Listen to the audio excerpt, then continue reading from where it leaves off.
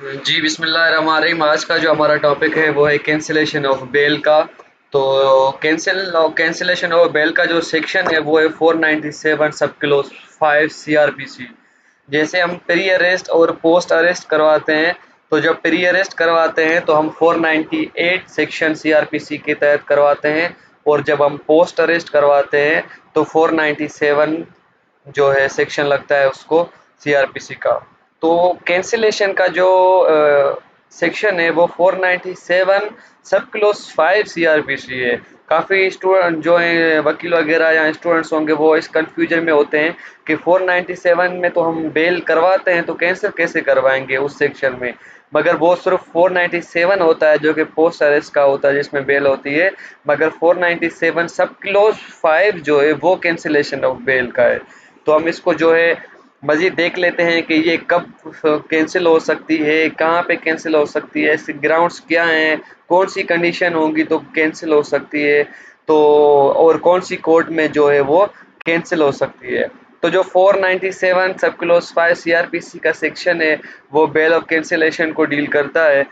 हमेशा एक चीज़ याद रखिएगा, जो प्री अरेस्ट हुई हो या पोस्ट अरेस्ट हुई हो और वो दोनों अलो हो गई हो, मतलब जो हमने प्री अरेस्ट करवाई है 498 सीआरपीसी सेक्शन के तहत, या हमने पोस्ट अरेस्ट करवाई है सेक्शन 497 सीआरपीसी के तहत, अब वो दोनों अलो हो गई हैं। जब अब वो अलो हो गई हैं बेल, और उसके अलावा वो जो बेल अलो हुई हैं, जो आपका कंप्लेन अगर आप कैंसिल करवा रहे हैं इट मीन्स आप कंप्लेनेंट साइड के जो हैं वकील हैं, तो वो आपको कंप्लेंट क्या बोलता है कि भाई, जो मुद्दई है वो आपको बोलता है कि भाई इसकी बेल जो है वो आप कैंसिल करवा के दें मुझे। तो ज़ाहिर बात है आप मुद्दई की साइड होंगे तभी आप उसकी बेल कैंसिल करवाएंगे। तो तब क्या होता है कि आप जब जाएंगे आपको ये पता होना चाहिए कि भाई बेल अगर कैंसिल करवानी है तो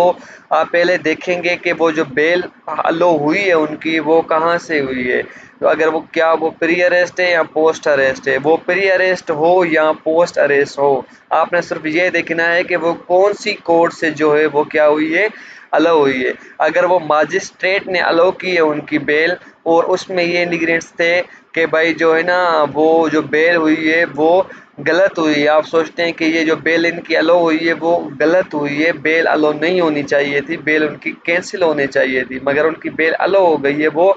गलत हुई है, वो जो ऑर्डर हुआ है वो गलत हुआ है। तो जब उसको आप चैलेंज करेंगे तो अपर कोर्ट जो होगी, जैसे कि अगर मजिस्ट्रेट ने उनको बेल दी है तो चाहे वो प्री अरेस्ट हो या पोस्ट अरेस्ट हो, अगर उनको मजिस्ट्रेट ने दी है तो आप फिर क्या करेंगे, सेशन कोर्ट में जो है आप बेल कैंसिलेशन की एप्लीकेशन लगाएंगे 497 सब क्लोज 5 सीआरपीसी सेक्शन के तहत।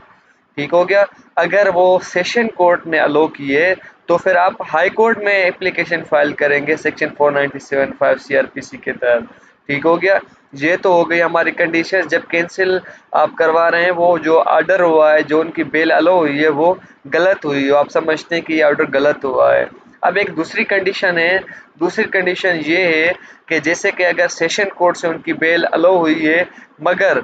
बेल जैसे अलो हो गई, जो अक्यूज था वो जमानत पे बाहर आ गया, अब वो क्या कर रहा है, जो मुद्दई था उनको धमका रहा है, डरा रहा है, या जो गवाह हैं उनको गवाहों को डरा रहा है, या उसके अलावा जो विटनेस हैं वो क्या कहते हैं, सॉरी, जो एविडेंस हैं, अब एविडेंस को डिस्ट्रॉय करना चाहता है, उनको तोड़ना चाहता है, उनको ख़त्म करना चाहता है कि वो एविडेंस कोर्ट में ना पेश कर सकें, ऐसे अगर काम कर रहा है। या दूसरी कंडीशन, जब एडिशन वो सॉरी कोई ऐसी जो कंडीशन रख के जो है ना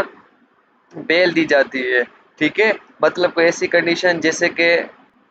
489 सेक्शन 489 एफ का सेक्शन लगता है जिसमें चेक बाउंस का होता है। अगर किसी चेक बाउंस की एफआर है, उसमें चेक बाउंस में क्या हुआ है, उनको बेल मिली है, अब कंडीशन पे बेल मिली है, कंडीशनल बेल होती है कि भाई आप जैसे कि 1 लाख रुपए का चेक था वो बाउंस हो गया, उसके लिए एफआर है, तो उसको 2 माह 3 माह 15 दिन 10 दिन दिए गए हैं कि भाई आपको बेल देते हैं हम, इस 10 दिन में, इस 15 दिन में क्या है, आपने वो जो 1 लाख रुपए वो अपने मुद्दई को पे करना है, जो जवाबदार होता है उसने पे करना होता है मुद्दई को, जो कंप्लेनेंट होता है। तो ये कंडीशन रखी जाती है, और वो टाइम पूरा हो जाता है, मतलब वो टाइम बार्ड हो जाता है, ठीक है, मगर उसने पैसे अभी तक नहीं दिए होते। तो वो जब कंडीशनल बेल होती है वो या जब उसको बेल मिली हो प्री अरेस्ट या पोस्ट अरेस्ट में, और वो क्या कर रहा है, धमका रहा हो, डरा रहा हो मुद्दई को, उनके गवाहों को, या जो विटनेस जो एविडेंस वगैरह उनको डिस्ट्रॉय करना चाह रहा हो, तो फिर आप जब कैंसिलेशन ऑफ बेल में जाएंगे तो फिर भी यही सेक्शन लगेगा 497 सब क्लोज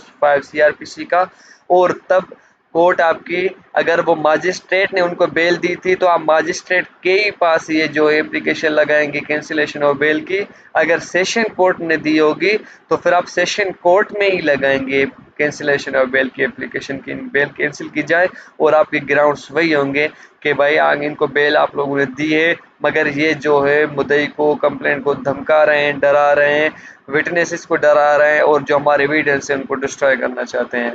तो होपफुली आप लोगों को जो हमारा कैंसिलेशन ऑफ बेल का सेक्शन था 497 सब क्लोज 5 सीआरपीसी का, ये आप लोगों को समझ में आ गया होगा। जो स्टूडेंट्स होंगे या जो क्लब ब्रदरी होगी जिनको पता नहीं होगा कि भाई अगर हम कैंसिलेशन ऑफ बेल में जाते हैं, ये फ़र्ज़ करें आपके पास कोई केस आया है, अब उसमें आप क्या कंप्लेनेंट साइड है, आप बेल जो वो उनका जो केस चला रहे हैं, अब उनको बेल हो गई है, तो फिर आपको मुद्दई जो है ना वो कहता है, क्या कंप्लेंट कहता है कि सर जो है ना आप हमें जो है इनकी बेल कैंसिल करवा के दें। तो आपको ये प्लेटफॉर्म पता होना चाहिए कि आप जब बेल कैंसिल के लिए जाएंगे तो कहाँ पे जाएंगे, किसके पास फाइल करेंगे, कौन सा सेक्शन होगा, क्या ग्राउंड्स होंगे। तो होपफुली इस वीडियो से आपको काफ़ी सारी हेल्प मिलेगी। Thank you.